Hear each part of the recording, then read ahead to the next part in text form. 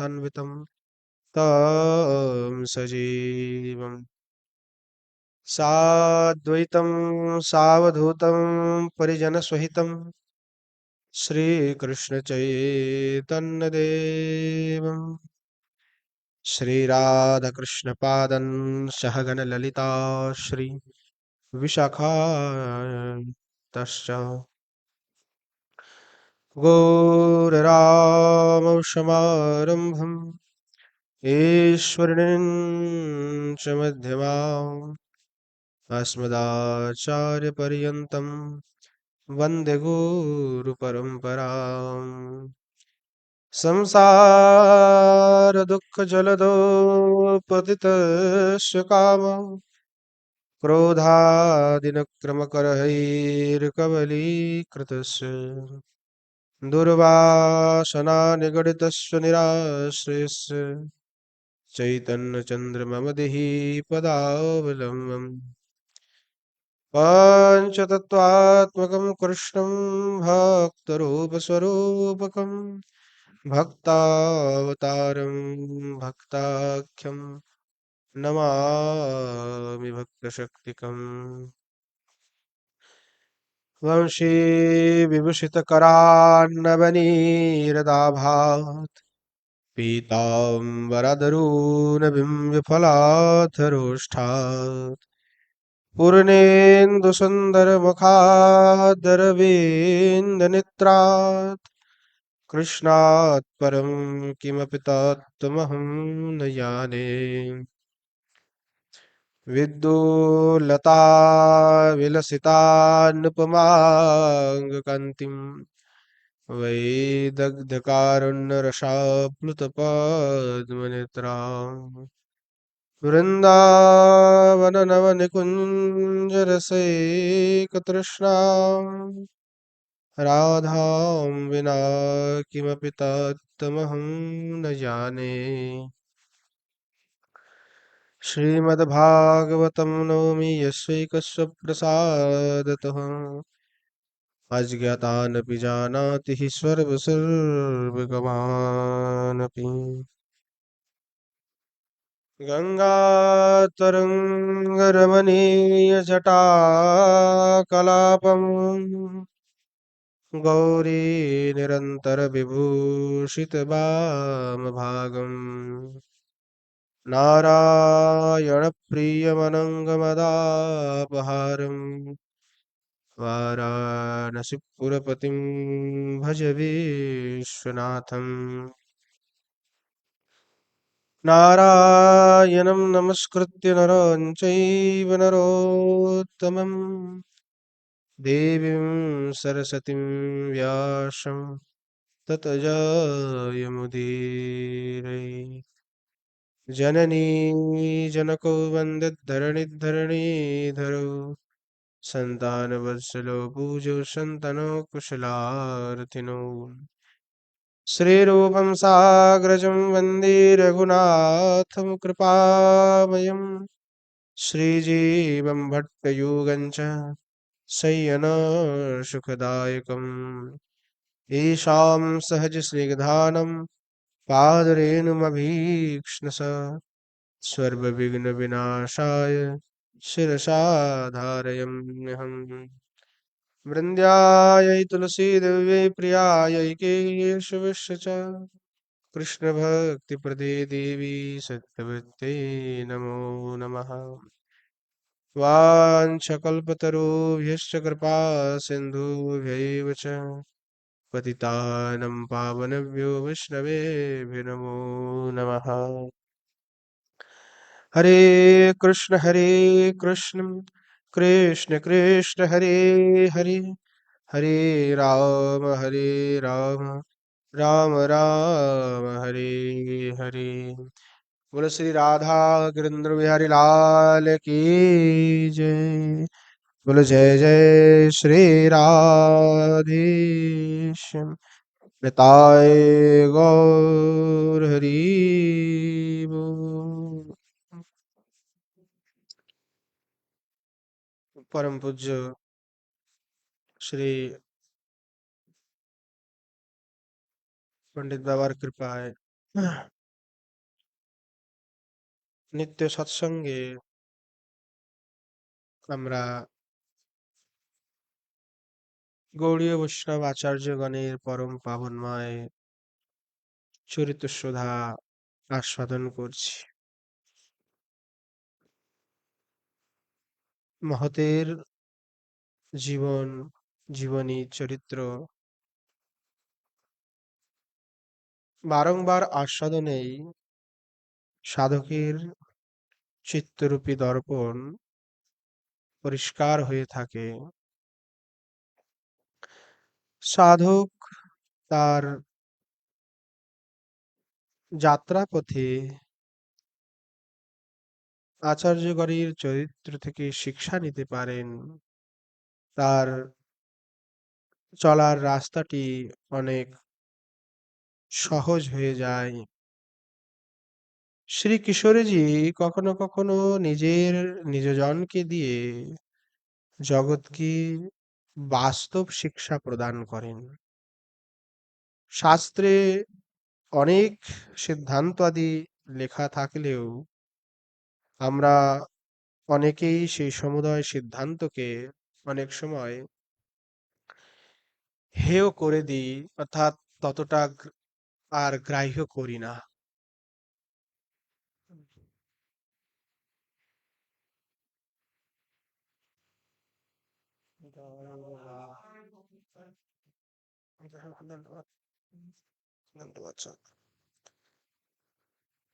আমরা সিদ্ধান্তগুলিকে হেয় করে দিই যখন অতি হয়ে যায় কোনো কিছুর, তখন সেই অতিটি কিন্তু সবসময়ের জন্যই বর্জিত। অতি কখনোই ভালো না। যেমন অতি সুন্দরতা ভালো নয়, তেমন অতি বুদ্ধিও ভালো নয়, অতি দানশীলতাও ভালো নয়, অতি কোনো কিছুই ভালো না। তাই অতিবাদ যখন হয় ভজন সাধনের নামে, সিদ্ধান্তগুলিকে লোক গুলিয়ে ফেলে, তখন শ্রী ভগবান নিজেই নিজের নিজজনকে দিয়েই তিনি প্রত্যক্ষ রূপে অনেক সিদ্ধান্তগুলি প্রকট করেন। আজ আমরা তেমনি এক আদর্শবান বৈষ্ণবের চরিত্র আস্বাদন করব। আমাদের পরম পূজ্য শ্রী শ্রী সিদ্ধ কৃষ্ণদাস বাবাজি মহারাজ রণবাড়ি।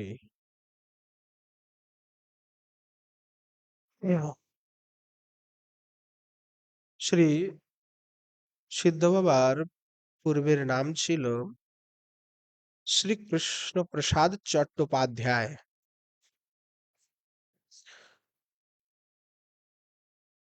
কথিত আছে যে ওনার জন্ম হয়েছিল বাংলাদেশের যশোর জেলার অন্তর্গত মোহাম্মদপুর গ্রামে।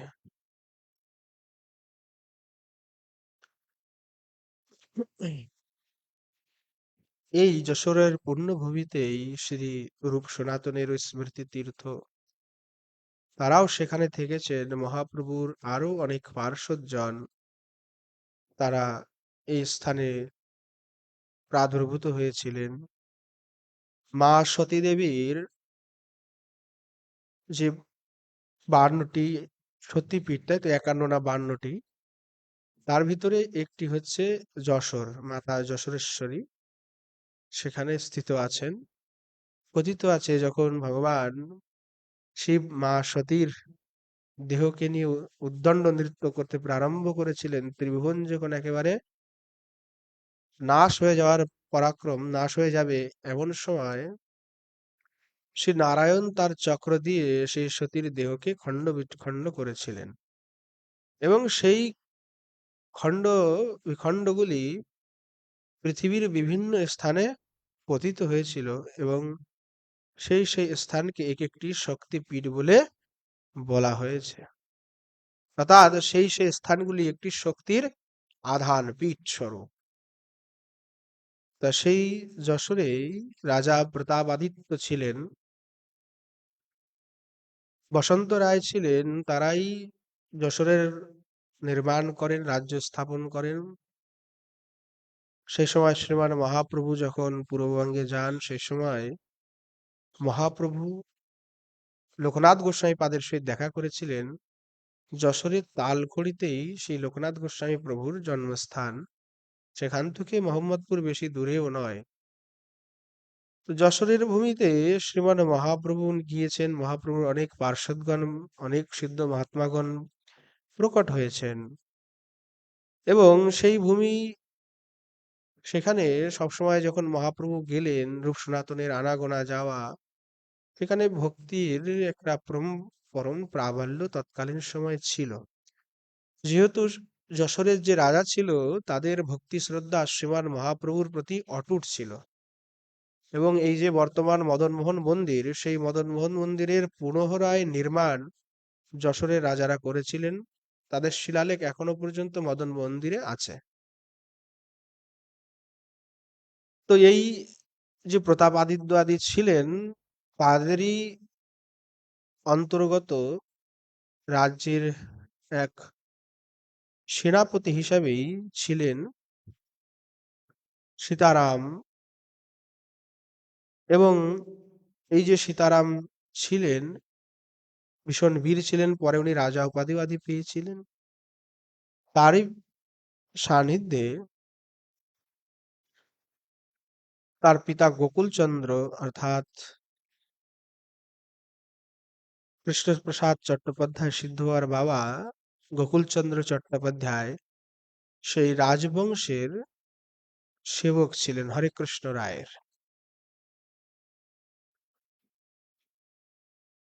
যখন বাল্যকালে ব্রাহ্মণ সন্তান, বাল্যকালেই তৎকালীন সময়ে শাস্ত্রাদির অধ্যয়ন করেছিলেন।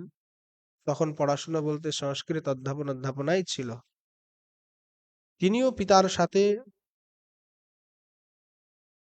সবসময় যেতেন। তিনিও সেই সেবায় নিজেকে নিয়োজিত করেছিলেন হরে কৃষ্ণ রায়ের। যখন সিদ্ধ বাবা একটু বড় হলেন, তখন তো অল্প বয়সেই বিয়ে দিয়ে দিত। যখন বিবাহযোগ্য হলেন, তখনই ওই বিবাহের জন্য কথা উঠলো যে এবার তাকে বিবাহ দেওয়া হোক। তখন সিদ্ধ বাবা চিন্তা করলেন যে যদি বিবাহেতে যাই, বিবাহের চক্করে পড়লেই তখন জীবনটা একেবারে বন্ধীন হয়ে যাবে। যখন উনি জানতে পারলেন যে বিবাহ হবে, তখন কি করলেন, একদিন রাত্রির বেলা, শেষ রাত্রে লুকিয়ে নিচের গৃহ থেকে পলায়ন করলেন। চুপচাপ রাত্রেবেলায় একা উঠে গৃহ ত্যাগ করে তীর্থের উদ্দেশ্যে যাত্রা করলেন। সেখান থেকে পদব্রজে শ্রী নবদ্বীপ আদি ধাম হয়ে তিনি কাশীপুরে গঙ্গাদি পার করে পদব্রজে শ্রী বৃন্দাবনে এসে উপস্থিত হয়েছিলেন। সেখানে এসে বৃন্দাবনীয় শ্রী মদন মোহনের সেবায় কয়েকদিন নিয়োজিত ছিলেন। পরবর্তীতে রণবাড়িতে ভজন করতে থাকেন। কথিত আছে সেই সময় রণবাড়ি ভীষণ জঙ্গলে পরিপূর্ণ ছিল। এখন তো ব্রজে আর তেমন আমরা জঙ্গল দেখতে পাই না, কিন্তু আগে তো যারা 50 বছর আগে এসেছেন তারাও জানেন যে কেমন ছিল অবস্থা। এখন তো আর নাই বললেই চলে। এখন বৃক্ষ দেখাই দুর্লভ। আর তখন তো জঙ্গল, হ্যাঁ, বাঘ, সিংহ, বিভিন্ন প্রাণী। এখন তো কোনো কিছুই দেখা যায় না। সে সময় গভীর জঙ্গল। সিদ্ধ বাবা সেই জঙ্গলের ভিতরেই একটি একান্ত স্থান নিজে খুঁজে নিলেন। এবং সেই একান্ত স্থানে সাধারণভাবে একটা ঘাস পাতা দিয়ে মাথা গোঁজার মতো একটা ঠাঁই করে নিলেন এবং যাতে শীত গ্রীষ্ম বর্ষাতে একটু মাথার উপরে ছাদ থাকে। খুবই সাধারণ কুটির, তাতে কোনো যে বিশেষ জাতি ব্যবস্থা কোনো কিছু এমন নয়, খুবই সাধারণ। এবং সেই কুটিয়াতে বসেই তীব্র অনুরাগের সহিত ভজন করতেন। গ্রামে মাধুগুরি করতে যেতেন, নিত্য প্রতি মাধুকরী বৃত্তি, মহাপ্রভুর পার্ষদসব বৈরাগ্য প্রধান। আর সিদ্ধ বাবাগণ সেই সরগোস্বামীদের যে আদর্শ, সেই আদর্শকে তারা সম্পূর্ণরূপে পালন করেছেন। নিজে এইভাবে ছেঁড়া কেথা নেড়া মেথা এইভাবে থেকে তারা ভজন করেছেন, তীব্র বৈরাগ্যের সহিত ভজন করতেন। গ্রামে মাধুকরী করতে যেতেন, মাধুকরী নিয়ে আসতেন, আর নিজের ভজনেই নিজের সময় কাটাতেন, পার করতেন। মাধুকরী করে নিয়ে এসে নিজের যতটুক প্রয়োজন হতো, যে এতটুক আমি পাবো কিন্তু বেশি এসে গেছে, তখন কি করতেন, সেই নিজের প্রয়োজন মতটুকানি নিজে রাখতেন, বাকিটা গোমাতাকে খাওয়াতেন। তখন তো ব্রজে বিভিন্ন জায়গায় গরু এইদিকে ঘুরছে ওইদিকে ঘুরছে, ছাড়া তখন গোচারণ ভূমি হলো বৃন্দাবন। বৃন্দাবনটি হলো গোচারণ ভূমি, সেখানে হাজার হাজার গাই থাকবে, স্বেচ্ছায় ঘুরতো তখন। তাই সেই গোমাতাকে, গরুকে উনি খাওয়াতেন।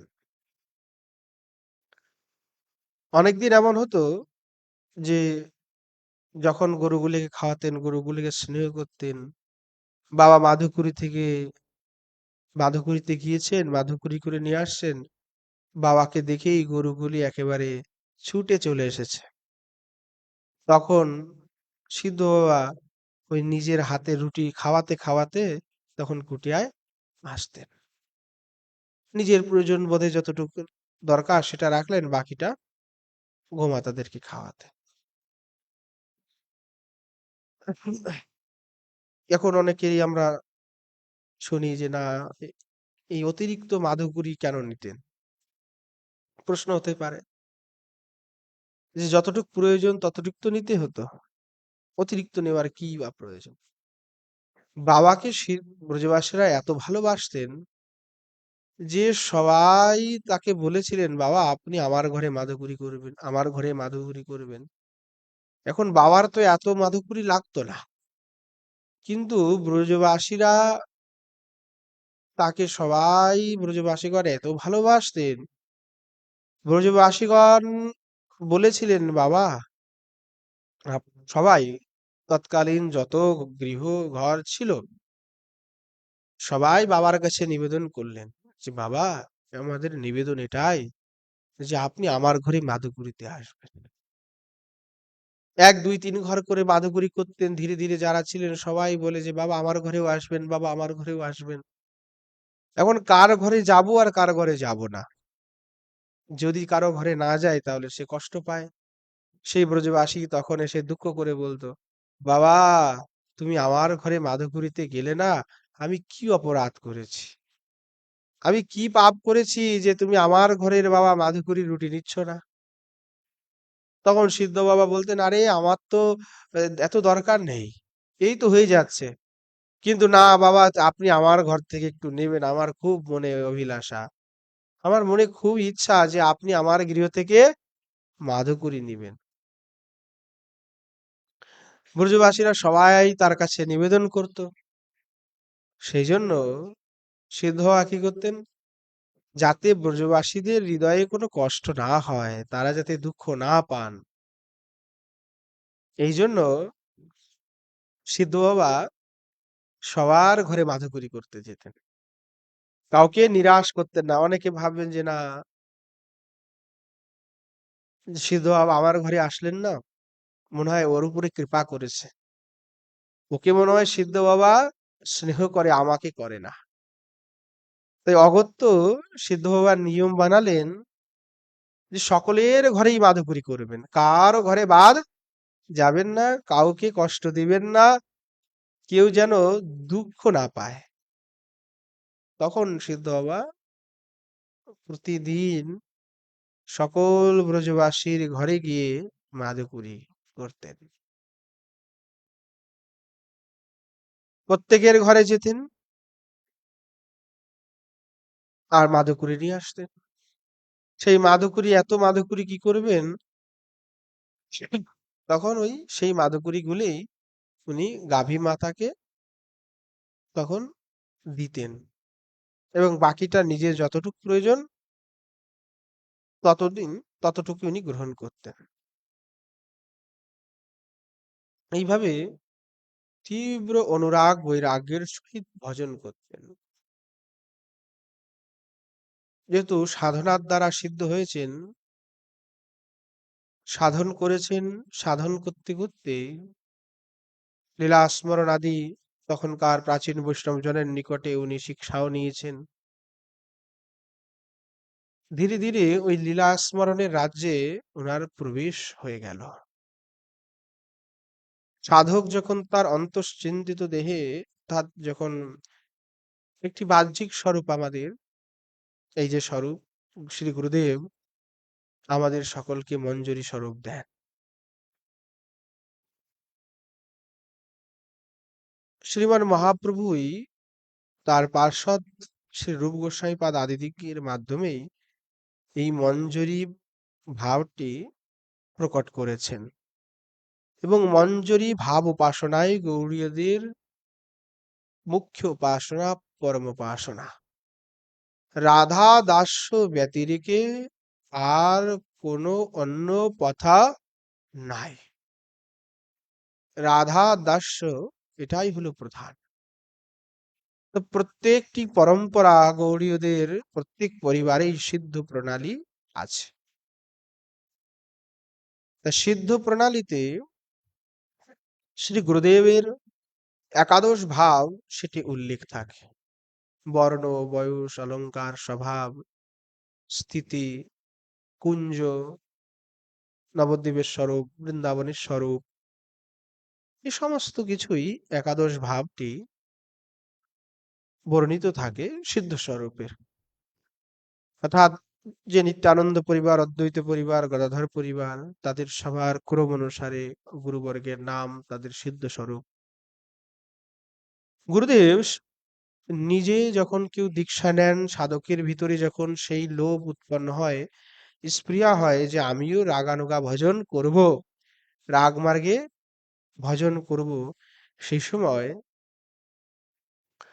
দীক্ষার পরবর্তীতে যখন কিঞ্চিৎ শাস্ত্রাদির জ্ঞান হলো, জীব গোস্বামী পাদাদি বলেছেন যে বিধি করতে করতে করতে করতেই এক সময় লোভের উদয় হয়, তখন রাগে প্রবেশ হয়। আবার রাগে হঠাৎ করেও প্রবেশ হতে পারে। রাগের প্রবেশ হওয়ার কোনো সেখানে এই নাই যে এইভাবে করতে করতে রাগে প্রবেশ হবে বলে, না, রাগ মার্গে হঠাৎ প্রবেশ হয়। লোভই একমাত্র কারণ। তবে সেবা করতে করতে, বিধি করতে করতে সাধকের ভিতরে লোভটা অনেক জাগ্রত হতে পারে, তখন আবার সে রাগে প্রবেশ হতে পারে। কিন্তু হঠাৎ করেও রাগে প্রবেশ হয়, সেটা হচ্ছে লোভের কারণে। এখন কারো যখন এই ধরনের লোভ হলো, গুরুদেবের কাছে চরণাশ্রয় হলেন, গুরুদেব দীক্ষা দিলেন, এবং কিছু কিছু বিষয় তার অবগতির পরবর্তীতে শ্রী গুরুদেব নিজেই যখন সেই প্রকারের যে সিদ্ধ গুরু আছেন, তিনি তার অন্তশ্চিন্তিত দেহে যখন লীলা স্মরণে প্রবেশ করবেন, তখন তিনি তার সেই লীলাটি স্মরণ করে, মানে তখন তিনি চিন্তা করবেন যে আসলে শিষ্যের কি স্বরূপ। স্বরূপটি কোনো এই কাগজে লিখে দেওয়া হয় না, যে আজকাল কি হচ্ছে যে ওই আসলো তো যে শিষ্যরা অনেক পাগল যে আমাকে স্বরূপ চাই, স্বরূপ চাই, স্বরূপ চাই। গুরুদেবের মাথা খারাপ করে দিচ্ছে যে আমাকে স্বরূপ দিন, স্বরূপ দিন। আমি অষ্টকালীন করব। মানে এখন এইটা বলে মানুষকে আকর্ষণ করতে হবে, এটা বিশাল অদ্ভুত কিছু জিনিস। কিন্তু সামান্য যদি জ্ঞান না থাকে সেখানে স্বরূপের এটা ব্যর্থ হয়ে যাবে। তখন শ্রী গুরুদেব কি করলেন? আসলেন কাগজে একটা লিখে দিল। হ্যাঁ, হ্যাঁ, লিখে দিলাম। তাইলে কি স্বরূপ প্রাপ্তি হলো? না। শ্রী গুরুদেব প্রথমত নিজে চিন্তন করবেন। তিনি নিজের স্বরূপে আবিষ্ট আছেন।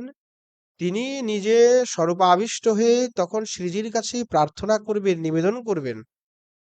তখন শ্রীজি কৃপাপূর্বক তার হৃদয়ে তার শিষ্যের যে স্বরূপটি, সেই স্বরূপটি কে জানেন? শ্রীজি জানেন। মঞ্জুরিগণ জানেন যে মঞ্জুরির আনুগত্যে ভজন করা হচ্ছে।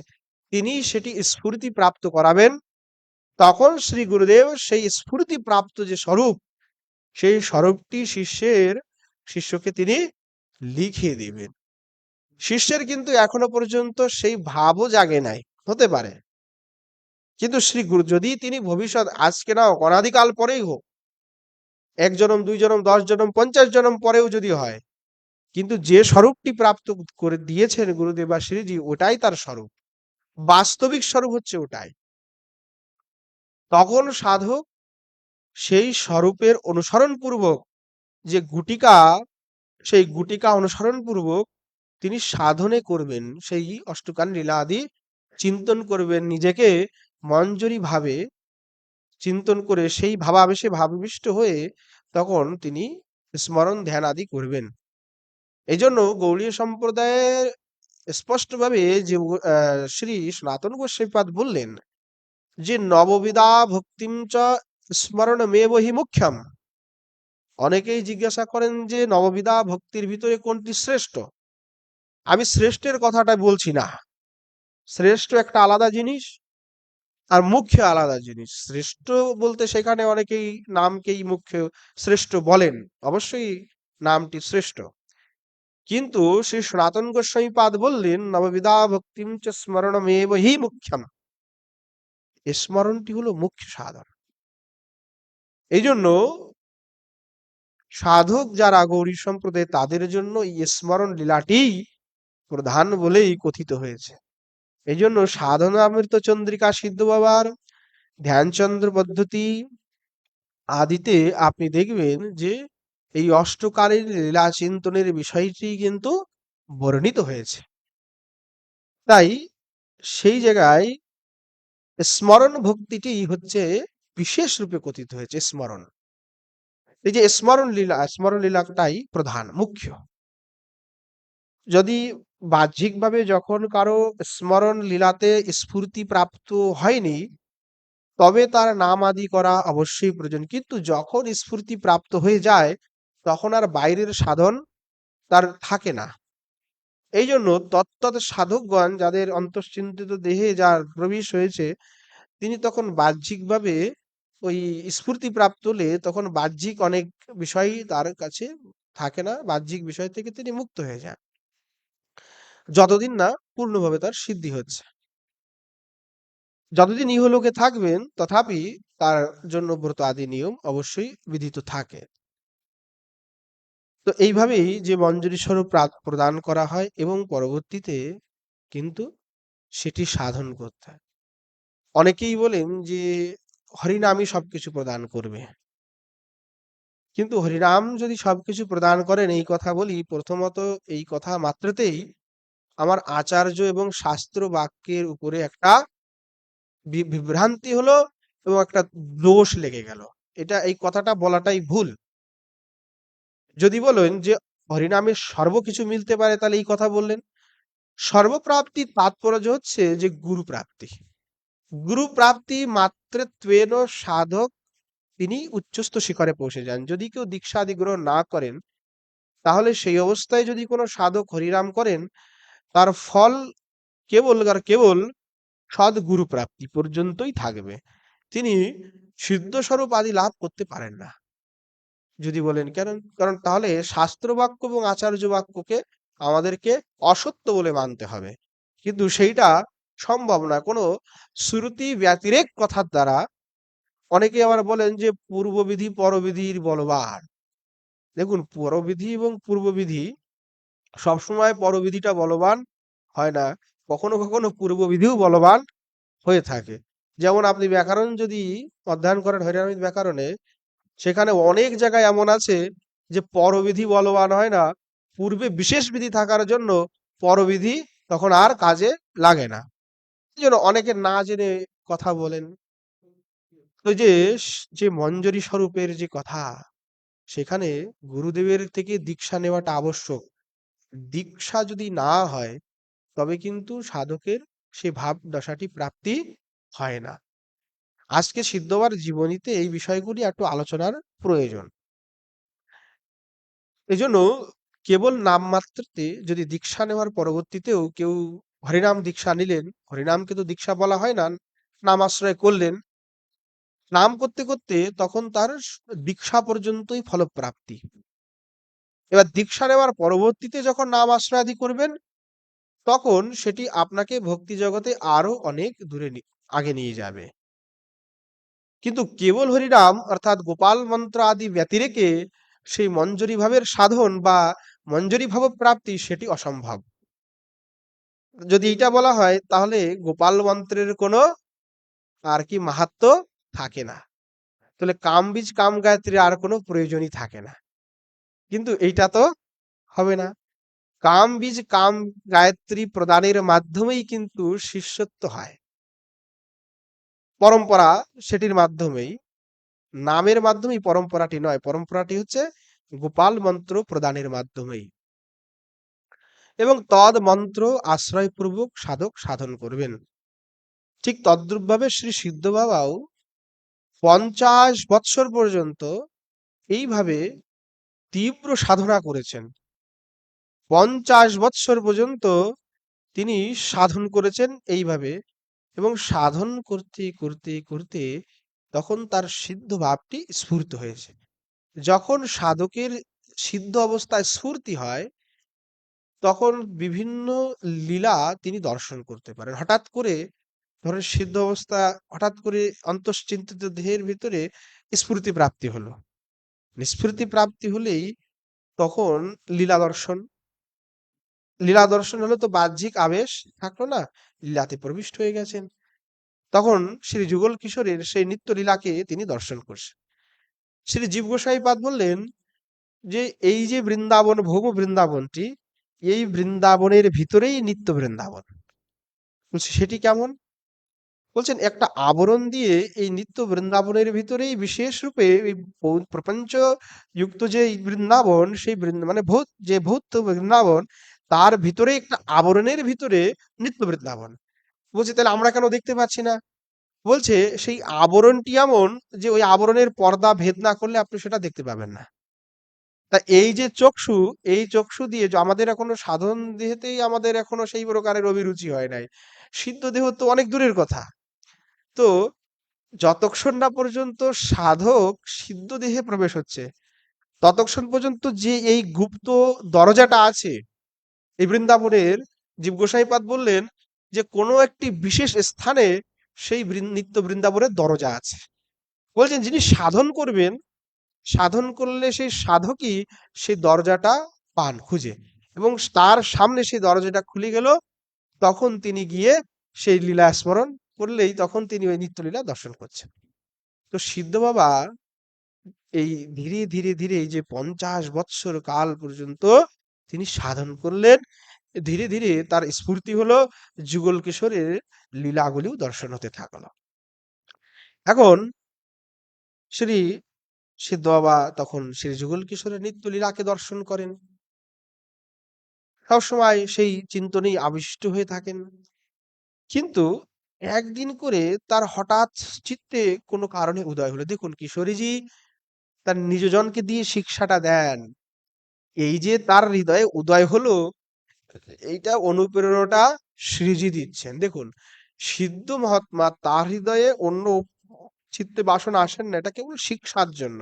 যেমন হরিদাসকে দিয়ে শিক্ষা দেখালেন মহাপ্রভু, তেমনি শিক্ষা দেখাচ্ছেন। যেমন আমরা গত শুনলাম যে শ্রী গোবিন্দ নিজের ভক্তদেরকে সেই প্রসাদ, সেই যে বেশ্যা তার অন্নকে খাইয়ে সবাইকে দিয়ে শিক্ষা দিলেন যে তোমরাও ভবিষ্যতে যে বৈষ্ণবগণ হবে তারা কিন্তু এই ধরনের ধনকে গ্রহণ করবে না।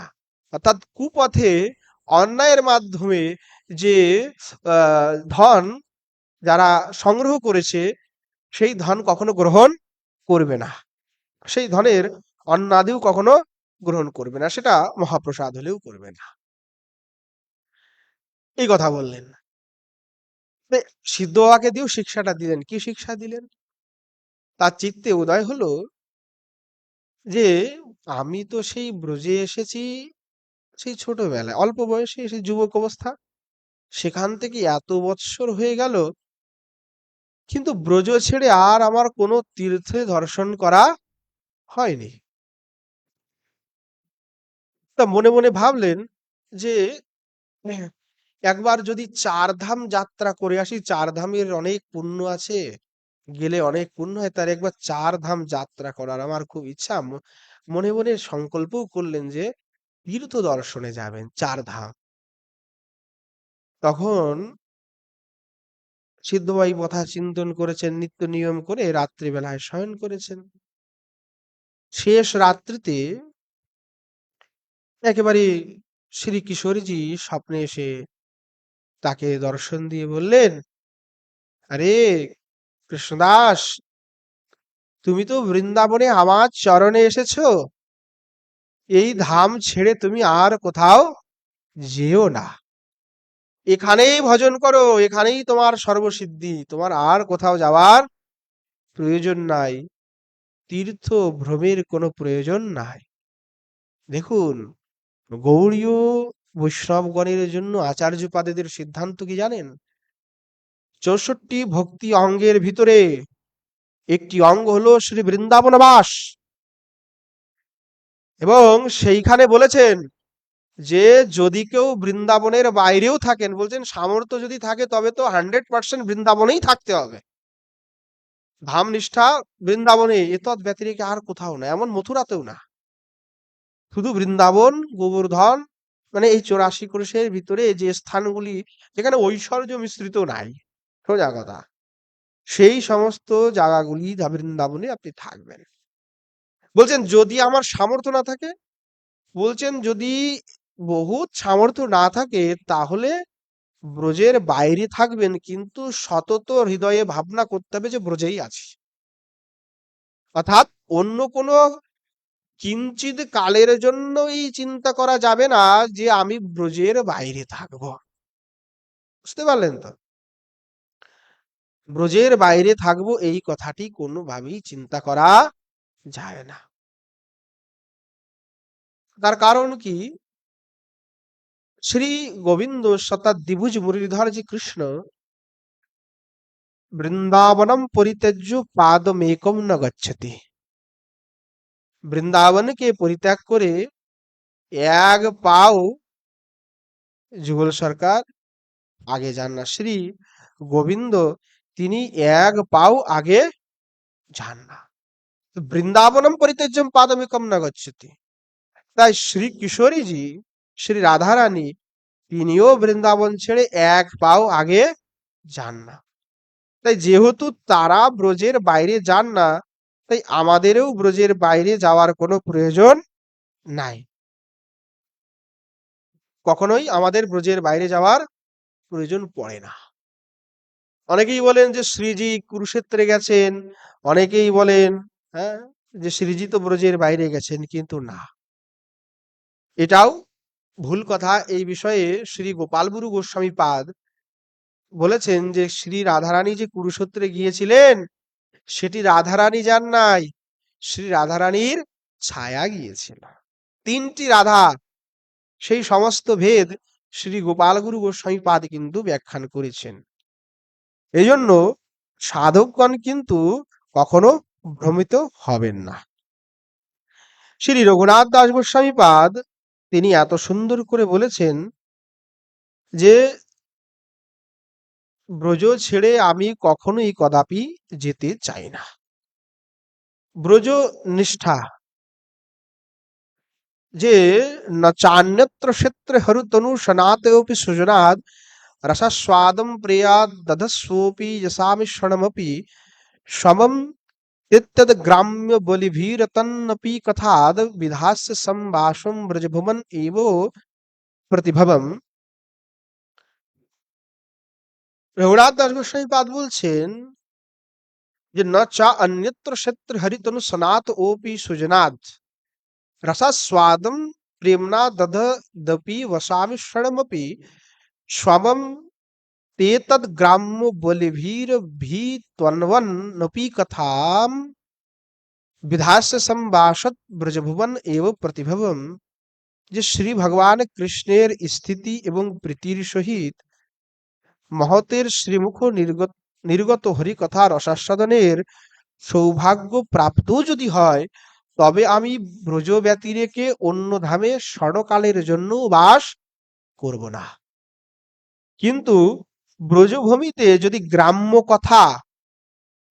কথা শুনেও আমাকে এই ব্রজে আমাকে থাকার সুযোগ হয়, তাহলে এই গ্রাম্য কথা শুনে আমি জন্মে জন্মে ব্রজেই বাস করব। এই হলো শ্রী দাস গোস্বামী পাদের নিষ্ঠা। তথাপি আমরা সাধারণ জীব, আমাদের হৃদয়ে চিত্তে এটাই ব্যবস্থা যে না, একটু ধাম দর্শন করে আসি, একটু ঘুরে আসি, মন চঞ্চল। তাই সাক্ষাৎ কিন্তু বাবার জীবনী দিয়েই সাধকদেরকে, রাগানুগা মার্গের সাধকদেরকে ওই কান্তিক নিষ্ঠাটি দেখিয়েছেন। শ্রী কিশোরীজি নিজেই কিন্তু সেটার প্রমাণ দিয়েছেন। শ্রী রাধারানী কিন্তু স্বপ্নে সিদ্ধ হওয়াকে বললেন কি তুমি যেও না, তীর্থভ্রম তীর্থ স্থান অন্যত্র যাওয়ার কোনো তোমার প্রয়োজন নাই।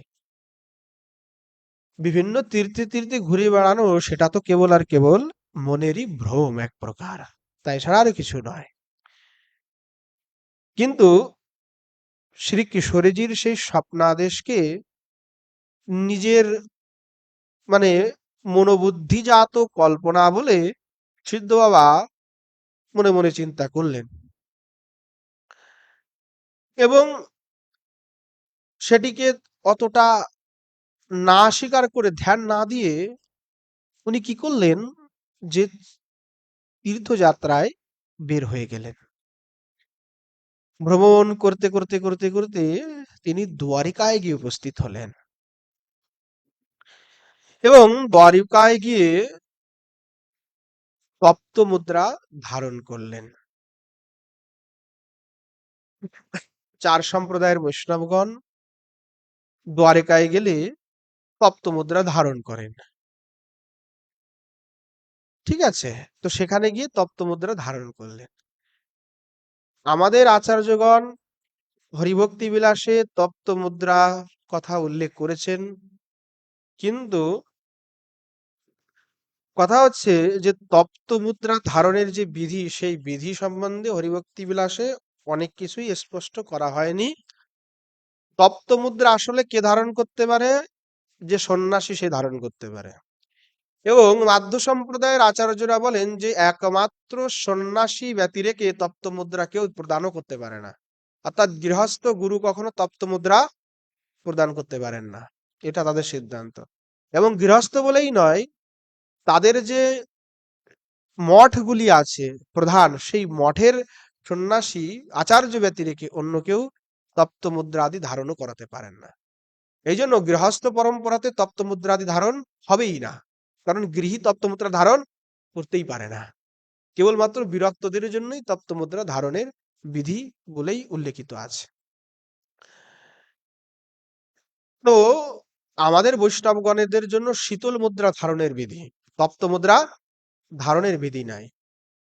তো সিদ্ধ হওয়ার অনেক আগেই তো বিশ্বনাথ চক্রবর্তী পাদ হয়েছেন। তো চক্রবর্তী পাদ কিন্তু নিজেই স্পষ্টভাবে এই বিষয়গুলি কিন্তু স্পষ্ট করেছেন যে আমরা যখন ভক্তি রসামৃত সিন্ধু বিন্দু আস্বাদন করেছিলাম, সেই সময়েও আমি এই বিষয়টা বলেছিলাম যে শ্রী বিশ্বনাথ চক্রবর্তী পাদ তিনি কিন্তু বলেছেন, ভক্তি রসামৃত সিন্ধু বিন্দুতেও স্পষ্ট করে বললেন যে ভক্তির যে অঙ্গগুলি সেগুলি উল্লেখ করে তার পরবর্তীতে বললেন, ন্যাস মুদ্রা দ্বারিকা ধ্যানাদীনি তদ ভাব প্রতিকূলানি রাগানুগায়াম বর্জয়ানি एवं स्वाधिकारोचितानि शास्त्रेषु विहितानि कर्तव्यानि निषिद्धानि तो सर्वाणि वर्जयानि। अर्थात न्यास मुद्रा, দ্বারিকা ধ্যান, এই বিষয়গুলি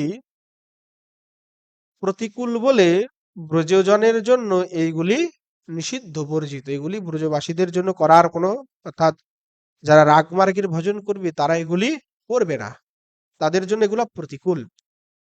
অনেকেই বলেন শ্রী জীব গোস্বামীপাদ বলেছেন যে ভক্তি সন্দর্ভে যে রুক্মিণীর ধ্যান আদি অনেকেই করেন, কিন্তু সেটা উনি বিধি মার্গের জন্য বলেছেন। কেবল যারা বিধি মার্গে আছেন তাদের জন্য করবেন, কিন্তু যারা একান্তভাবে রাগমার্গের উপাসনা তারা সেটি করবে না। বিশ্বনাথ চক্রবর্তী শ্রী রূপ গোস্বামীপাদ স্পষ্টভাবে এগুলা বলেছেন। রাগানুগা রাগবর্তম চন্দ্রিকাতে, এটা তো সাধন ভক্তিরা স্বামী সিন্ধু বিন্দু থেকে বললাম, শ্রী চক্রবর্তীপাদ রাগবর্তম চন্দ্রিকাতে 11 নাম্বার যে সূত্র সেখানে বলেছেন, 11 নম্বর না 12 নাম্বার সূত্রে বলেছেন যে তানি চ অর্চন ভক্ত্যাব অহং গ্রহ উপাসনা মুদ্রা ন্যাস দ্বারকা ধ্যান রুক্মিণ্যাদি পূজা আদি আগম শাস্ত্র বিহিত তান্য অপি নৈব কার্যানি।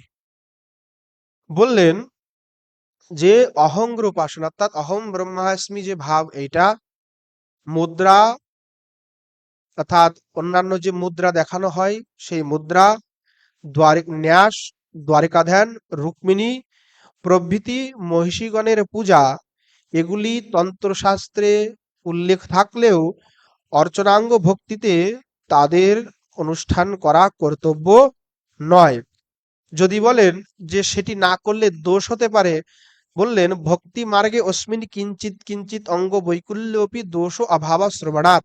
অর্থাৎ ভক্তি মার্গে কিঞ্চিত কিঞ্চিত অঙ্গ বৈকল্য হলেও তাতে দোষ লাগে না।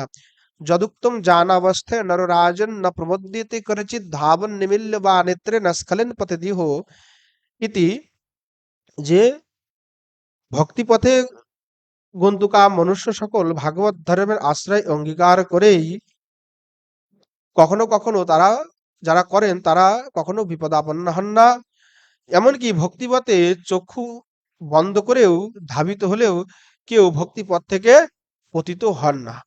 শ্রী ভগবানও উদ্ধবকে এই কথা বলেছেন যে নহি অঙ্গোপক্রমে ধ্বংস মদভক্তে রুদ্রবাণবপি, কি হে উদ্ধব, আমার যারা ভক্ত আছেন তারা যে অনুষ্ঠান করেন অঙ্গ বৈগুণাদি দোষ হলেও তার বিন্দু মাত্র ধ্বংস হয় না।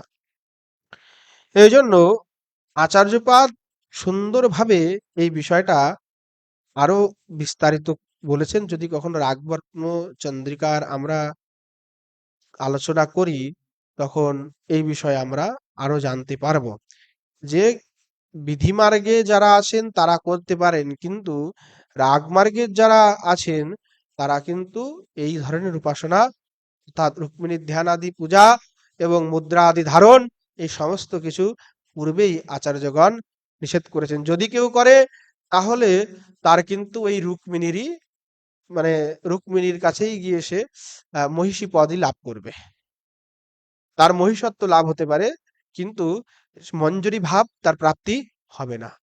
এখন অনেক দুর্বুদ্ধি সম্পন্ন লোক পেট চালানোর জন্য নিজেরা কর্মকাণ্ড করবে, তারা আবার এই গোস্বামী পাদেদের সিদ্ধান্ত মানে না। তারা তখন এই সমস্ত বলতে থাকবে, কারণ তাদের তো যেতে হবে, নাহলে পেটটা চলছে না। কিন্তু শাস্ত্রীয় যে কঠোর বিধিনিষেধ সেটিতে আগ্রহ নাই, নিজ আচার্য বাক্যে শ্রদ্ধা নাই, নিজ আচার্যগণের উল্লঙ্ঘন করে মানে অপরকে গিয়ে বলছে তুমি আমার মা, মানে নিজের মাকে মা বলছে না, অপরকেও একজন বিখ্যাত হয়ে গেছে তাকে গিয়ে মা মা করে ডাকছে যে তুমি আমার মা। মানে নিজের মায়ের প্রতি টান নাই, সৎ মায়ের প্রতি বেশি টান, বিমাতার প্রতি বেশি টান।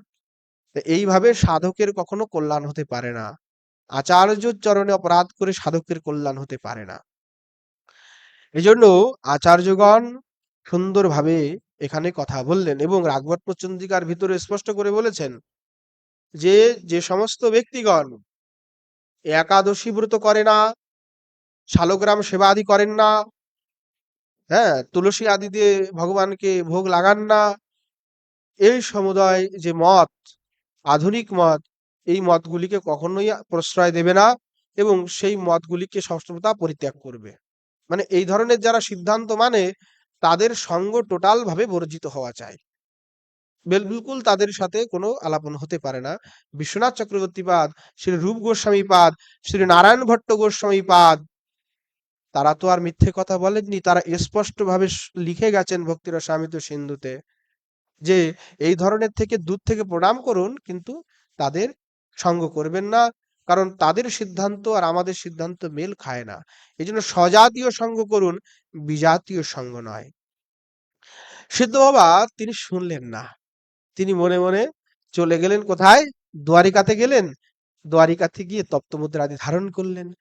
যেহেতু বৃন্দাবনের রাগানুগীয় বৈষ্ণবগণের পরম্পরায় এইটি কিন্তু নিষিদ্ধ আছে, যারা রাগমার্গের ভজন করে তাদের জন্য। বাবাজি মহারাজ যেহেতু ব্রজের সেই রাগানুগা পরিপাট্যকে অতটা গ্রাহ্য না করে হরিভক্তি বিলাসের মতেই মুদ্রা আদি গ্রহণ করেছিলেন, কারণ হরিভক্তি বিলাসে আছে। এখন তিনি ওই মুদ্রা ধারণ করে যখন ধারণ করলেন, তার চিত্ত বিক্ষিপ্ত হয়ে গেল। আগে যে একটা ভাব ছিল, ভক্তি ছিল, ভালোবাসা ছিল, চিত্তটা কেমন যেন জ্বালা পোড়া শুরু হলো, চিত্তের ভিতরে আর শান্তিটা নাই, আগে যে পরমানন্দটা ছিল সেটি নাই। তখন তারা তীর্থ ভ্রমণে আর ভালোই লাগলো না, তীর্থ ভ্রমণে তার অরুচি হয়ে গেল। আর রুচি থাকে না, অনেক সময় না অরুচি হয়ে যায়, অরুচি হয়ে গেল। তখন কি করলেন, উনি দ্বারকা থেকে ব্রজে চলে আসলেন। ব্রজে চলে এসে যখন নিজে সেবা আদি করে, ঠাকুরের সেবা আদি করে রাত্রেবেলা শয়ন করেছেন, রাধারানী তাকে স্বপ্নাদেশ দিলেন যে তুমি কৃষ্ণদাস, তুমি দ্বারিকায় গিয়ে তপ্ত মুদ্রা ধারণ করে সত্যভামার গণে যুক্ত হয়ে গেছো, অতএব তুমি ব্রজবাসের উপযোগী নও, তুমি দ্বারকাতেই চলে যাও।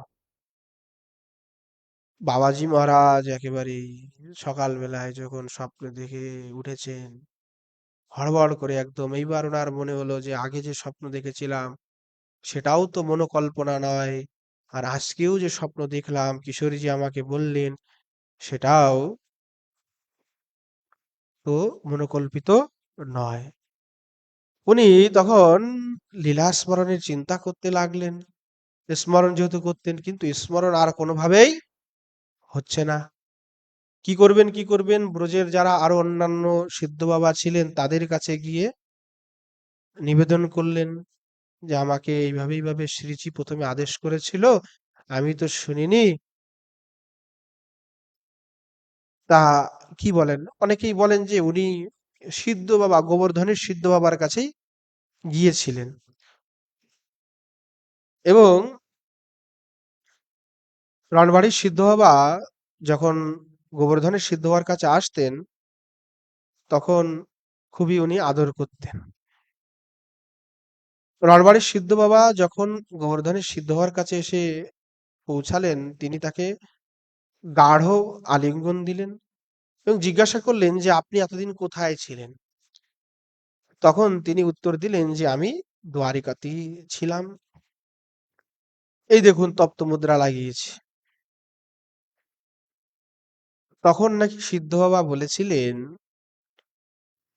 তাকে আলিঙ্গন থেকে তখন আলাদা করে দিয়েছিলেন এবং দীর্ঘ শ্বাস নিয়ে বললেন, আজ থেকে আপনার স্পর্শের যোগ্যতা আমার সম্পূর্ণ বিনষ্ট হইল। আপনি কোথায় রাজ রাজেশ্বরীর সেবিকা, আর কোথায় আমি গোয়ালিনীর দাসী। এই কথা শুনে সিদ্ধ বাবা নাকি কিছুক্ষণ স্তম্ভিত হয়ে গেছিলেন এবং প্রণাম করে চলে গেছিলেন। এর কোনো প্রতিকার আছে কিনা সেটা উনি ব্রজের বিভিন্ন সিদ্ধ মহাত্মার কাছে জিজ্ঞাসা করলেন। কারণ সিদ্ধ বাবার আর সে লীলা স্মরণ আর হচ্ছে না। যে চিন্তন করেন, চিন্তনেও আর সেই যুগল সরকারের কেলিবিলাস দর্শন করতে পারছেন না। দুঃখী হয়ে গেলেন। কি করবেন? ব্রজের কোনো সিদ্ধ মহাত্মাগণ তাকে কোনো উত্তর দিতে পারলেন না। বললেন, শ্রী কিশোরজির সাক্ষাৎ আদেশ, তার উপরে উপদেশ মনোবুদ্ধির অগোচর। তিনি অচিন্ত শক্তি সম্পন্ন, আমাদের বুদ্ধির গোচর নয়। তার সাক্ষাৎ উপদেশকে আপনি অবহেলা করেছেন, তার উপরে আমরা আর কি বলতে পারি। হতাশ হয়ে তিনি রণবাড়িতে গিয়ে ফিরলেন এবং গিয়ে অন্ন জল ত্যাগ করে দিলেন। তিনি যে দ্বারিকায় গেলেন, সেই অনুতাপে প্রিয়াজির দর্শন হচ্ছে না, তাতে একেবারে উনি বিরহে একেবারে বিরহ আগুনে দগ্ধ হতে লাগলেন। ইবানল, দাবানল, বাড়বানল, আর একটা হলো বিরহনল। তা সেই বিরহের দশায় শ্রীজিকে স্মরণ করছেন, কিন্তু হচ্ছে না। সেই দুঃখে, পীড়ায়, কষ্টে, যন্ত্রণায় শুদ্ধ বাবা ছটপট ছটপট ছটপট করছেন। চোখ দিয়ে জল অঝরে ঝরে যাচ্ছে। হৃদয়ে প্রচন্ড বেদনা, যে সেই প্রিয়জনের দর্শন আমি করতে পারছি না। হৃদয়টা জ্বালায় পুড়ে তছনছ হয়ে যাচ্ছে, কান্নায় ছটফট করছেন। কথিত আছে বাবাজি মহারাজ 3 মাস পর্যন্ত এইভাবে সব অন্ন জল ত্যাগ করে কেবল কেঁদেছেন আর কেঁদেছেন আর কেঁদেছেন। 3 মাস এইভাবে যখন বাবাজি মহারাজ বিরহানলে ক্রন্দন করলেন, তখন তার ভিতরেই যে বিরহনল, সেই বিরহনলটি এত বেড়ে গেল যে সেই বিরহনল তখন বাহ্য দেশে প্রস্ফুটিত হলো। অর্থাৎ ভিতরের যে বিরহটা, আমাদের শরীরের ভিতরেও তো অগ্নি আছে না?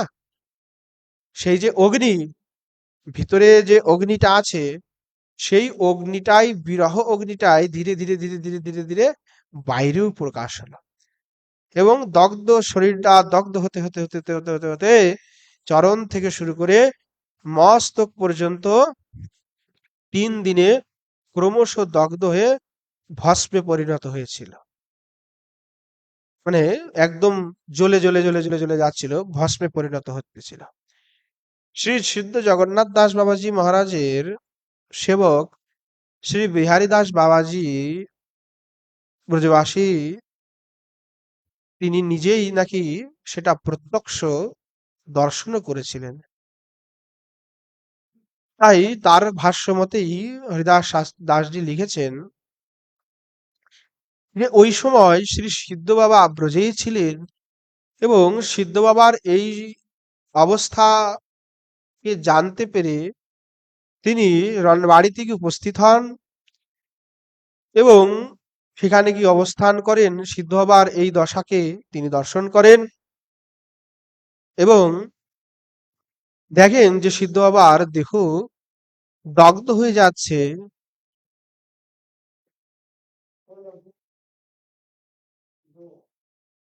তখন শ্রী সিদ্ধ বাবা অর্থাৎ শ্রী জগন্নাথ দাস বাবাজি মহারাজ ওখানে গিয়ে পৌঁছালেন এবং শেষ রাত্রিতে তার সেবক বিহারী দাসজিকে ডাকে বললেন, বিহারী, দেখো তো ওই ঘরের ভিতরে কি হচ্ছে। তিনি অনুসন্ধান করে বললেন যে বাবার দেহ দগ্ধ হচ্ছে আর ভিতরে খিল দেওয়া আছে বলে তিনি সবিশেষ কিছু জানতে পারলেন না। এসে সেই কথা তিনি শ্রী জগন্নাথ দাস বাবাজিকে এসে বললেন। সিদ্ধ বাবা বললেন, ওহো বিরহনল বিরহনল। এই কথা বলেই বিহারী দাসজির স্কন্ধে আরোহণ করে ওই ঘরের সামনে গিয়ে উপস্থিত হয়ে ঘরের দরজা ভেঙে ভিতরে প্রবেশ করলেন এবং প্রবেশ করে দেখলেন যে কণ্ঠ পর্যন্ত অগ্নি আসছে, কিন্তু তার উপরে আর উঠছে না। তিনি বিহারীজিকে বললেন, একটু তুলা নিয়ে আসো। তখন অন্ধকারে ঘরের মধ্যে খোঁজাখুঁজি করে বিহারীজি একটু তুলা এনে সিদ্ধ বাবার হাতে দিলে তিনি সেটাকে পাকিয়ে ৩টা পোলতা করে রণবাণী বাবাজি মহাশয়ের মাথায় দিলেই দপ করে সে জ্বলে সর্বদেহই ভস্মসাৎ হয়ে গেল। যখন অগ্নি তার বুক পর্যন্ত আসিয়াছিল তখন পর্যন্ত তিনি স্ফুটভাবে নাম উচ্চারণ করছিলেন। ব্রজবাসীগণ কাতর প্রাণে তার দিকে তাকিয়েছিলেন। তখন তিনি নিজের হাত উত্তোলন করে বলেছিলেন, তোমাদের গ্রামে কখনো দুঃখ হবে না, দুর্ভিক্ষ হবে না, মহামারী হলেও তোমাদের এখানে কোনো ক্ষতি হবে না। শ্রী সিদ্ধ বাবার দেহ দগ্ধ হচ্ছে এই সংবাদ পেয়ে স্থানীয় মুসলমান দারোগা এবং এক হিন্দু তহসিলদার সেই স্থানে এসে উপস্থিত হয়েছিলেন। শোনা যায় যে মুসলমান ব্যক্তিটি যখন সিদ্ধ বাবার সম্মুখে গেলেন তখন অগ্নি নির্বাপিত হয়, আর সরে গেলে তখন আবার জ্বলে ওঠে। এই ব্যাপারটি দেখে তখন হিন্দু তহসিলদার প্রচুর ঘৃত আদি এনে সিদ্ধ বাবার দেহে অর্পণ করিয়েছিলেন। তিনি যেভাবে বসে দেহ ভস্ম করেছেন এখনো সেইভাবেই আমরা সমাধিটিকে দেখতে পাই। সিদ্ধ বাবার দগ্ধ দেহের ভস্মরাশি শীতল হওয়ার কিছুদিন পরে তার গুরুভাই প্রেমদাস বাবাজি মহাশয় সেখানে এসেছিলেন এবং এসে বললেন, ভাই, আপনি তো আমার হাতের কাষ্ঠ নিলেন না, এই নিন আমি কাষ্ঠটা দিলাম। যখন এই বলেই সেই ভস্ম রাশিতে কাষ্ঠ দিয়েছিলেন তৎক্ষণাৎ সেটাও একেবারে দাও দাও করে জ্বলতে থাকে। সিদ্ধ বাবার সমাধির নিকটে এসে অনেক ব্রজবাসীগণ প্রার্থনা করেন। শোনা যায় নাকি তার কাছে যদি কেউ এসে প্রার্থনা করেন, সেই প্রার্থনা করলে তাদের মনোবাঞ্ছনাও পূর্ণ হয়। এবং সিদ্ধ বাবা এখানকার ব্রজবাসীগণকে আদেশও করেছিলেন যে তারা যেন ফাল্গুনী শুক্লা একাদশী তিথি অবশ্যই পালন করেন এবং হরিবাসরে জাগরণ করেন। অদ্যাপি এখনকার ব্রজবাসীগণ অর্থাৎ ওখানকার ব্রজবাসীগণ তারাও এই তিথি সুন্দরভাবে পালন করেন, ভগবানের নাম সংকীর্তন করেন। এইভাবেই সিদ্ধ বাবা তিনি নিদর্শন দিয়ে গিয়েছেন। অর্থাৎ শ্রী কিশোরজি তার একান্ত নিজজনকে দিয়ে গৌড়ীয় বৈষ্ণবগণের জন্য এই সিদ্ধান্ত স্থাপন করে গেছেন, এই সিদ্ধান্ত প্রতিপাদন করে গেলেন যে ব্রজ ভিন্ন আর কোথাও কোনো কিছুর প্রয়োজন নাই।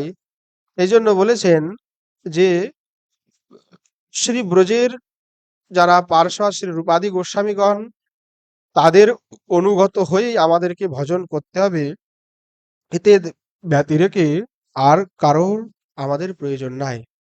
এই জন্য শ্রী রঘুনাথ দাস গোস্বামীপাদ বললেন যে যে কোনো পরিস্থিতি কেন না হোক আমি ব্রজের বাইরে কখনোই যাব না। আমাকে যদি স্বয়ং ভগবান কৃষ্ণ আজ্ঞা করেন তথাপি আমি ব্রজের বাইরে যাব না। এটাই হলো প্রধান সাধক দিগের আর কি ভাবনা হতে হবে। যারা রাগানুগা মার্গের সাধক তাদের জন্য এই ভাবনায়। এই জন্য শ্রীমদ্ ভাগবত শ্রী বৃহৎ ভাগবতামৃতে আপনি দেখতে পাবেন যে গোপকুমার সমস্ত ঐশ্বর্য আদিকে পরিত্যাগ করে বৃন্দাবনটিকেই সর্বসার বলেই তিনি কিন্তু সিদ্ধান্ত করেছেন এবং অন্যান্য কোথাও তার মনে শান্তি আসে নাই। অগত্য তিনি শ্রী বৃন্দাবনেও এসে সেই পরমানন্দকে লাভ করেছেন। এজন্য ব্রজ ছাড়ি অন্য স্থানে যাওয়ার কোনো আমাদের প্রয়োজন নাই।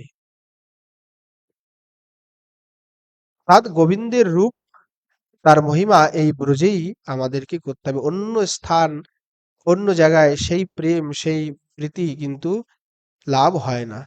এই জন্য শুধুমাত্র এই ব্রজেই সেই রসের আধান, সেই স্থান, সেই যুগল সরকারের বিলাস। তাই এই এতদ ভিন্ন অন্য স্থানে যাওয়ার কোনো প্রয়োজন আমাদের নাই। আর যদি অন্য স্থান আর অন্য ধাম হয় তাহলে সেই রস তথাপি সেই রসপ্রাপ্তিটি কিন্তু হবে না। এই জন্য ব্রজ ভিন্ন আর অন্য স্থানে যাওয়ার কোনো প্রয়োজন নাই। এই জন্য শ্রী রঘুনাথ দাস গোস্বামীপাদ এটা পর্যন্ত বললেন যে আমার শ্রীজি যদি নিজে ব্রজে গমন করেন, ব্রজ ছেড়ে যদি অন্যত্র গমন করেন, তবে আমি যেতে রাজি আছি। অর্থাৎ এখানে শ্রীজির যে ঐকান্তিক নিষ্ঠা, সেই নিষ্ঠাতেই প্রতিপাদিত করলেন। কিন্তু শ্রীজি কখনোই ব্রজ পরিত্যাগ করে অন্যত্র গমন করেন না। তাই ও গোস্বামীদের অন্য কোথাও যাওয়ার প্রয়োজনও নাই। তাই রাগানুগা মার্গে যারা সাধক আছেন, তাদের জন্য রুক্মিণীর ধ্যান, পূজা, অহমগুরু উপাসনা, ন্যাস মুদ্রা আদি যারা রাগ মার্গের উপাসক, রাগ মার্গে মঞ্জরি ভাবের উপাসনা করছেন, তাদের জন্য সেটির কোনো আবশ্যকতা নেই বলেই শ্রী চক্রবর্তীপাদ স্থাপন করলেন। আর যদি কেউ সেগুলি করে বিশেষ তার ভাব আশ্রয় করে, তবে সিদ্ধ হবার জীবনীটি সাক্ষাৎ প্রমাণ। তবে অনেক কর্মকাণ্ডী আছেন যারা সিদ্ধ হবার জীবনীকে পর্যন্ত উপেক্ষা করে তারা নিজেদের ইচ্ছা অনুসার বিভিন্ন যত্রতত্র গমন করে থাকেন। কিন্তু সাধক যারা বিশেষ করে শ্রীজির চরণে নিজেকে বিক্রি করেছেন, তারা কখনোই শ্রীজিকে পরিত্যাগ করে, বৃন্দাবন পরিত্যাগ করে অন্য ধামে, বিশেষ করে দ্বারিকাদিতে যাওয়ার কোনো বাসনাই করেন না। এইরূপ শ্রী কিশোরীজি নিজেই তার নিজজন শ্রী সিদ্ধ কৃষ্ণদাস বাবা রণবাড়ির তাকে দিয়ে প্রত্যক্ষ রূপে এটা তিনি একেবারে স্থাপন করলেন যে প্রত্যেক সাধক মাত্রেই তার শ্রী ব্রজেই শ্রী কিশোরীজির আনুগত্যেই ভজন করাটি একমাত্র পরম কর্তব্য। আজ সময় হয়ে গেছে। শ্রী সিদ্ধ বাবার শ্রী চরণ কমলে প্রণতি জ্ঞাপন পূর্বক আজকের হরিকথা আমরা এখানেই বিশ্রাম দিচ্ছি। प्रेम से बोलिए जय जय श्री राधे श्याम। निताय गौ शतनत प्रेमानंद हरि।